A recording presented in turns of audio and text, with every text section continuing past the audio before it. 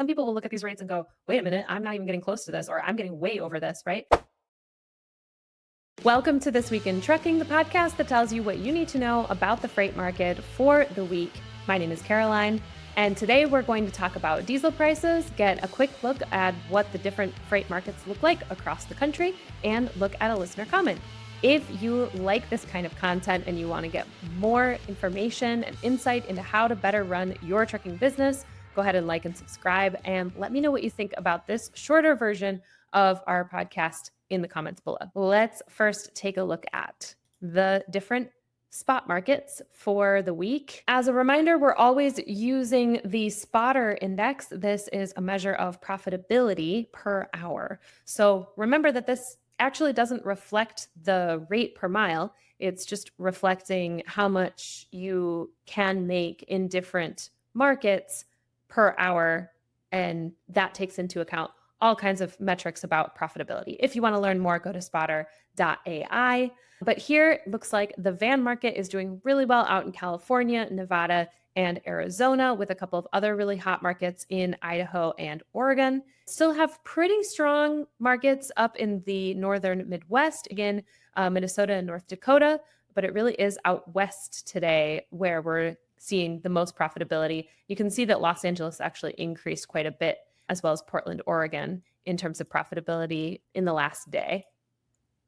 If we look at reefer, we have some hot markets here out west as well, in places like Oregon and Idaho. Utah, Salt Lake City looks really good for reefer, as well as Ontario and Stockton, California. We've also got some really good markets in Sioux Falls, South Dakota, North Dakota, and Minnesota, and here, an island out here in Arkansas. For flatbed, scattered across the country today, usually we're looking at mainly the Midwest and Southeast in this region, but we're scattered in terms of hot markets today.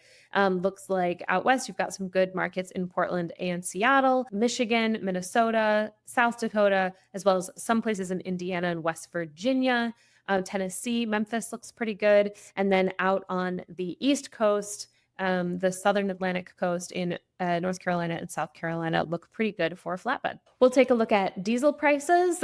Diesel prices have been going down week over week and are really far down from where they were last year, particularly in the East Coast, West. It looks like the biggest drop in diesel prices this week came out of the Rocky Mountain region, and we are still very far below the prices that we were seeing this time last year. So this is all good news, even though our rates haven't gone up as much as we may have liked. The drop in diesel price over time does help carriers. It may or may not make up for the increase in costs, in other costs compared to last year. Lots of people had really high insurance rates that went up this year, and this may or may not even it out.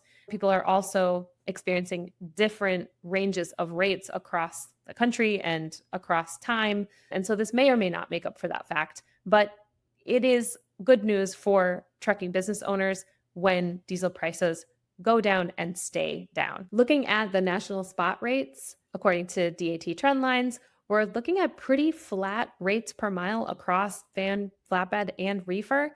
This really hasn't changed much since August on an average, right? Some people will look at these rates and go, wait a minute, I'm not even getting close to this, or I'm getting way over this, right?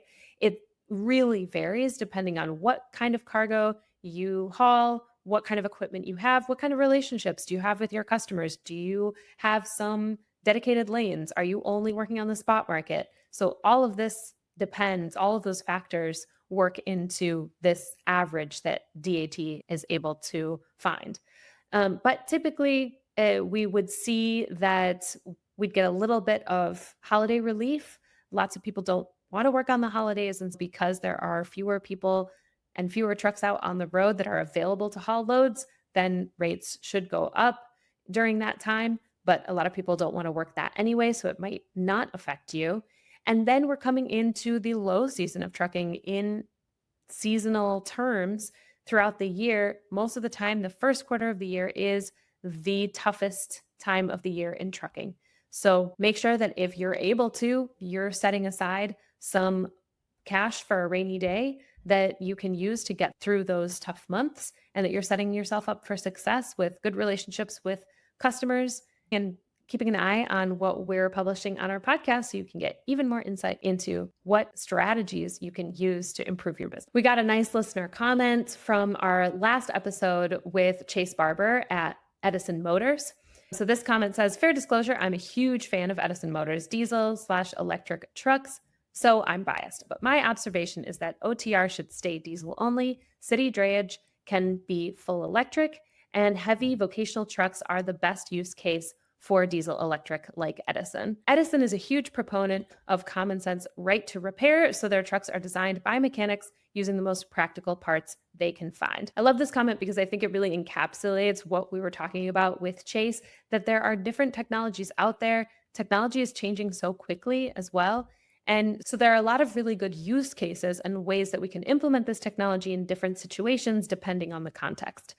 But it is difficult to make really complex policy. And so I think a one size fits all for electrifying trucking, it just doesn't work for the thousands of different contexts that trucks and heavy vehicles are used in. So I agree with this. I think for now, that's what makes the most sense. Keep OTR diesel, but things that are in cities that are breaking a lot, that can take advantage of infrastructure that's already available or hybrid technology, it makes a lot of sense to implement those technologies and make our environment cleaner and our drivers happier. I'm also a big fan of Edison for the same reason that they're a big proponent of right to repair. I think that makes an industry better for everyone when you can repair what you've bought with the most practical components. So totally agree with that. If you want to keep up to date with the trucking industry and what you need to know as a small carrier doing business in this crazy world of trucking, subscribe to our channel so you never miss an episode. Thanks and drive safe.